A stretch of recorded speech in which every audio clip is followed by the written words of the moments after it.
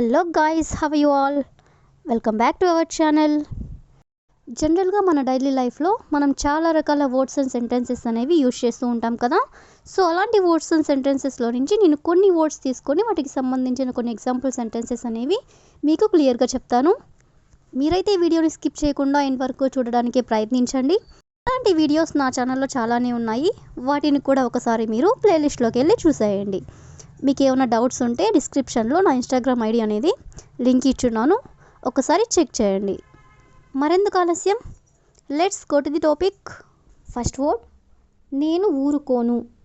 నేను ఊరుకోను అనేదాన్ని మనం ఇంగ్లీష్లో I won't keep quiet. I won't keep quiet అంటే నేను ఊరుకోను. ఫర్ ఎగ్జాంపుల్, జనరల్గా మనం చాలా సందర్భంలో నువ్వు తినకపోతే నేను ఊరుకోను, లేదా నువ్వు పని పూర్తి చేయకపోతే నేను ఊరుకోను ఇలా అంటూ ఉంటారు కదా. సో నేను ఊరుకోను అనే వర్డ్ని కూడా మనం చాలా సందర్భంలో యూజ్ చేస్తూ ఉంటాం.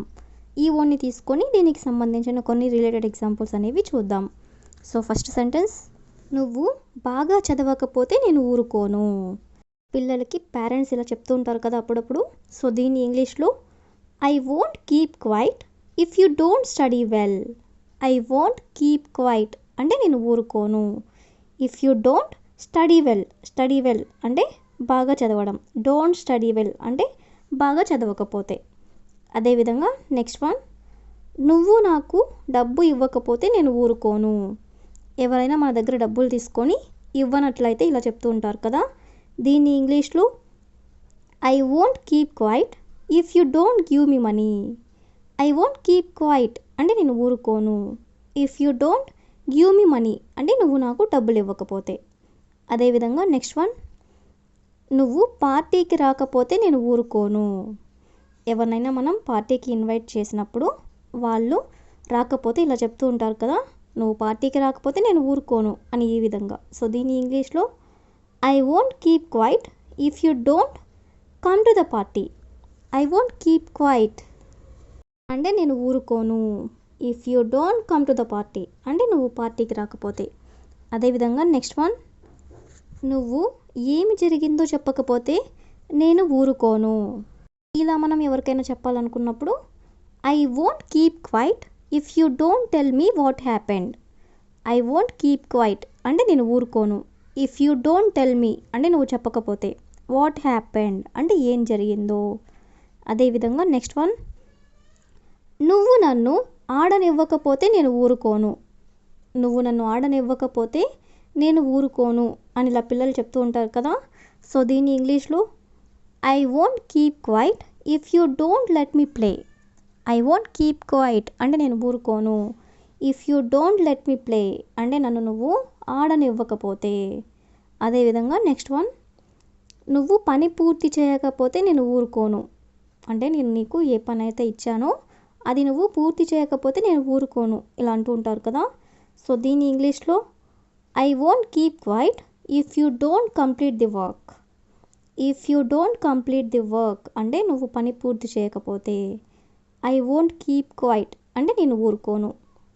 అదేవిధంగా నెక్స్ట్ వన్, నువ్వు ఇంగ్లీష్ నేర్చుకోకపోతే నేను ఊరుకోను అని చెప్పాలనుకున్నప్పుడు I won't keep quiet if you don't learn English. I won't keep quiet అంటే నేను ఊరుకోను. If you don't learn English అంటే నువ్వు ఇంగ్లీష్ నేర్చుకోకపోతే. అదేవిధంగా ది లాస్ట్ వన్, నువ్వు తినకపోతే నేను ఊరుకోను అని చెప్పాలనుకున్నప్పుడు I won't keep quiet if you don't eat. I won't keep quiet అంటే నేను ఊరుకోను. If you don't eat, if you don't eat అంటే నువ్వు తినకపోతే. సో ఈ విధంగా మనం నేను ఊరుకోను అనే వర్డ్ని తీసుకొని దానికి సంబంధించిన కొన్ని రిలేటెడ్ ఎగ్జాంపుల్స్ అనేవి చూసాం కదా. నెక్స్ట్ వర్డ్ చూడండి, అందుకు కాదు. అందుకు కాదు అనేదాన్ని దట్స్ నాట్ వై అంటే ఫర్ ఎగ్జాంపుల్, అందుకు కాదు ఆమె ఇక్కడికి వచ్చింది అంటే ఆ రీజన్ వల్ల కాదు ఆమె ఇక్కడికి వచ్చింది అని, అంటే దానికోసం కాదు అంటే అందుకు కాదు అని. సో ఈ విధంగా మనం అందుకు కాదు అనే వర్డ్ని తీసుకొని దానికి సంబంధించిన కొన్ని రిలేటెడ్ ఎగ్జాంపుల్స్ అనేవి చూద్దాం. సో ఫస్ట్ వన్, అందుకు కాదు ఆమె అతనిని కలిసింది అని చెప్పాలనుకున్నప్పుడు that's not why she met him. That's not why అంటే అందుకు కాదు. She met him, met him అంటే ఆమె అతనిని కలిసింది. అదేవిధంగా నెక్స్ట్ వన్, అందుకు కాదు నేను ఇంగ్లీష్ నేర్చుకుంది అని చెప్పాలనుకున్నప్పుడు that's not why I learned English. That's not why, అందుకు కాదు ఐ లెర్న్డ్ ఇంగ్లీష్ అంటే నేను ఇంగ్లీష్ నేర్చుకుంది. అదేవిధంగా నెక్స్ట్ వన్, అందుకు కాదు వాళ్ళు అమెరికా వెళ్ళింది అంటే వాళ్ళు అమెరికా వెళ్ళింది అందుకు కాదు అని, అంటే దానికోసం కాదు అని. సో దీని ఇంగ్లీష్లో that's not why she went to America. That's not why అంటే అందుకు కాదు, దే వెంట్ టు అమెరికా అంటే వాళ్ళు అమెరికా వెళ్ళింది.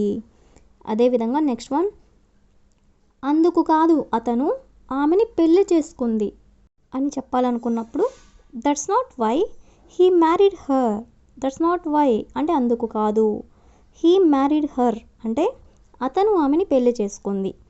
అదేవిధంగా నెక్స్ట్ వన్, అందుకు కాదు నేను అక్కడ జాయిన్ అయ్యింది అని చెప్పాలనుకున్నప్పుడు that's not why I joined there. That's not why అంటే అందుకు కాదు, ఐ జాయిన్డ్ దేర్ అంటే నేను అక్కడ జాయిన్ అయ్యింది. అదేవిధంగా ది లాస్ట్ వన్, అందుకు కాదు ఆమె ఇక్కడికి వచ్చింది అని చెప్పాలనుకున్నప్పుడు that's not why she came here. She came here అంటే ఆమె ఇక్కడికి వచ్చింది. దట్స్ నాట్ వై అంటే అందుకు కాదు.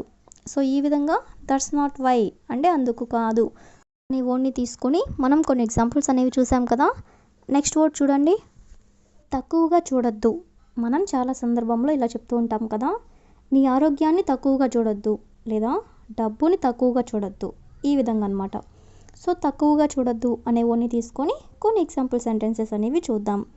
సో ఫస్ట్ వన్, వాళ్ళు ఎప్పుడు దేనిని తక్కువగా చూడరు అంటే వాళ్ళు ఎప్పుడు కూడా దేనిని కూడా తక్కువగా చూడరు అని చెప్పాలనుకున్నప్పుడు they will never take anything for granted.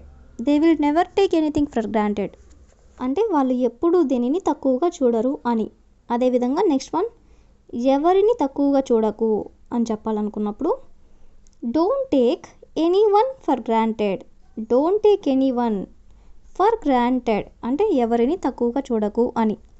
అదేవిధంగా నెక్స్ట్ వన్, నువ్వు నన్ను ఎందుకు తక్కువగా చూస్తున్నావు అని మనం ఎవరినైనా అడగాలనుకున్నప్పుడు why are you taking me for granted.